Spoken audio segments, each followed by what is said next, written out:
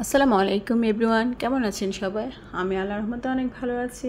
প্রতিদিনের মতো আবারও হাজির হয়ে গেলাম আপনাদের সাথে নতুন আরেকটি রেসিপি শেয়ার করার জন্য। আর আমার আজকের রেসিপিতে থাকছে চিংড়ি মাছ আর মসুর ডাল দিয়ে পুঁই শাকের খুবই মজাদার একটা রান্না। আমি প্রথমে কড়াইতে তেল দিয়ে এখানে দিয়ে দিলাম 7-8টা চিংড়ি মাছ। তো প্রথমে চিংড়ি মাছগুলোকে একটু ভেজে নেব। আর চিংড়ি মাছগুলো যখন ভাজা হয়ে যাবে একটু, তারপর আমি এখন সব মশলাগুলো অ্যাড করে দিচ্ছি। তো প্রথমে দিয়ে দিলাম লবণ। চিংড়ি মাছের সাথে লবণটা ভালো করে মিশিয়ে নেব। তারপরে দিয়ে দেবো আমি এখানে কয়েক কোয়া রসুন কুচি করে, আর দিয়ে দিলাম পেঁয়াজ কুচি।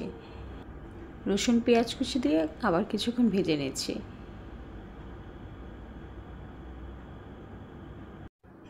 এখন দিয়ে দিচ্ছি আমি এখানে হাফ চামচের মতো হলুদ গুঁড়া।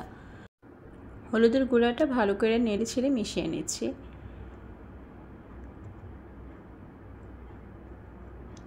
এখন দিয়ে দিচ্ছি আমি এখানে হাফ চামচের মতো মরিচের গুঁড়া। আমি এখানে মরিচ অল্প ব্যবহার করেছি, কারণ রান্নার শেষের দিকে আমি এখানে কাঁচা মরিচ ব্যবহার করব। এখন অ্যাড করে দিচ্ছি আমি এখানে মসুরের ডাল। আর ডালগুলো আমি খুব ভালো করে ধুয়ে পরিষ্কার করে নিয়েছি। এখন দিয়ে দিলাম আমি এখানে 1 কাপের মতো পানি দিয়ে খুব ভালো করে মিশিয়ে নিচ্ছি। তারপর ঢাকনা দিয়ে আমি এটাকে কিছুক্ষণ কষিয়ে নেব। আজকে যারা ইউটিউব থেকে প্রথম আমার ভিডিও দেখছেন, তারা প্লিজ আমার চ্যানেলটি সাবস্ক্রাইব করে দেবেন আর পাশে থাকা বেল আইকনটি প্রেস করে দেবেন, যেন আমার পরবর্তী ভিডিওর নোটিফিকেশন সবার আগে আপনার কাছে পৌঁছে যায়। তো ডালটা যখন একটু কষানো হয়ে যাবে, তখন আমি এখানে দিয়ে দিচ্ছি ডাটাগুলো। আর আমার আজকের শাকটা কিন্তু একদম ফ্রেশ ছিল, তা আমি এখান থেকে কচি ডাটাগুলোই নিয়েছি।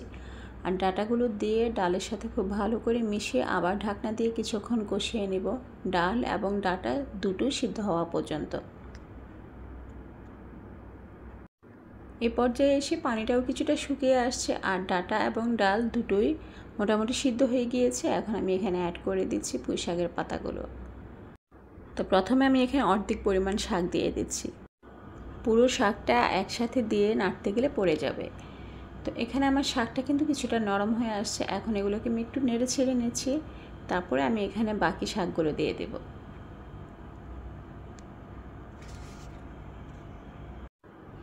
আমার মতো এইভাবে পুঁই শাক রান্না খেতে কে কে পছন্দ করেন আমাকে কমেন্টস করে জানাবেন। আমার বাসায় তো এই রেসিপিটা কিন্তু ভীষণ জনপ্রিয়। স্পেশালি আমার নিজের খুবই পছন্দ মসুর ডাল আর চিংড়ি মাছ দিয়ে পুঁই শাকের এই রান্নাটা। তো আমি সবগুলো শাক ভালো করে নেড়ে ছেড়ে আবার কিছুক্ষণ ঢাকনা দিয়ে রান্না করব।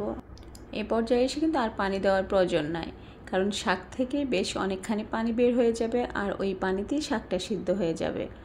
আমি শাকের মধ্যে খুব বেশিটা ঝোল রাখবো না, শাকটা আমি মাখা মাখা রেখে দেব। আপনারা যদি ঝোল খেতে পছন্দ করেন তাহলে সামান্য পরিমাণ পানি এখানে অ্যাড করতে পারেন। শাকটা খুব ভালো করে নেড়ে ছেড়ে নিচ্ছে আর আমি এখানে ঢাকনা ব্যবহার করব না। এই পর্যায়ে এসে আমি এখন দিয়ে দিচ্ছি এখানে 5-6টার মতো কাঁচামরিচ। আর কাঁচামরিচগুলোকে আমি এভাবে মাঝখান থেকে ছিঁড়ে নিয়েছি, এতে করে কিন্তু মরিচের ঝালটা বের হয়ে যাবে। আর মরিচটা আমি শাকটা ওঠানোর ঠিক আগ মুহূর্তেই ব্যবহার করব, এতে করে কিন্তু মরিচের খুব সুন্দর একটা অ্যারোমা শাকের মধ্যে থাকবে আর ঝালটাও বের হয়ে যাবে। এই যে দেখেন ডাটাগুলো কিন্তু একদম সুন্দর হয়ে সিদ্ধ হয়ে গিয়েছে। কাঁচামরিচ দিয়ে আমি আবার 5-6 মিনিটের মতো শাকটা কষিয়ে নেব। শাকটা কিন্তু আমার প্রায় রান্না শেষ হয়ে গিয়েছে। এই পর্যায়ে এসে কিন্তু আমি চুলার জালটা বন্ধ করে দিচ্ছি। এই যে দেখেন আমি কিন্তু খুব একটা ঝোল রাখিনি, একটু মাখা মাখা হবে, একটু আঠালো ভাব থাকবে, এভাবে খেতে আমার কাছে দারুণ লাগে। তো শাক রান্না আমার শেষ, এখন আমি এটা বাটিতে সার্ভ করে নিচ্ছি। পুঁই শাকের এই রেসিপিটা গরম গরম ভাতের সাথে যে কি অসাধারণ লাগে খেতে, না বানিয়ে খেলে আসলে বুঝতে পারবেন না। তো আপনাদের কাছে আমার রিকোয়েস্ট থাকলো, যারা পুঁই শাক খেতে পছন্দ করেন আর এইভাবে কখনো শাক রান্না করে খাননি, আমার এই রেসিপি ফলো করে একবার হলেও এইভাবে শাক রান্না করে খাবেন। তো আমার আজকের পুঁই শাকের রেসিপি আপনাদের কেমন লেগেছে তা আমাকে কমেন্টস করে জানাবেন। আর রেসিপি ভালো লাগলে ভিডিওতে একটা লাইক আর শেয়ার দিতে ভুলবেন না কিন্তু।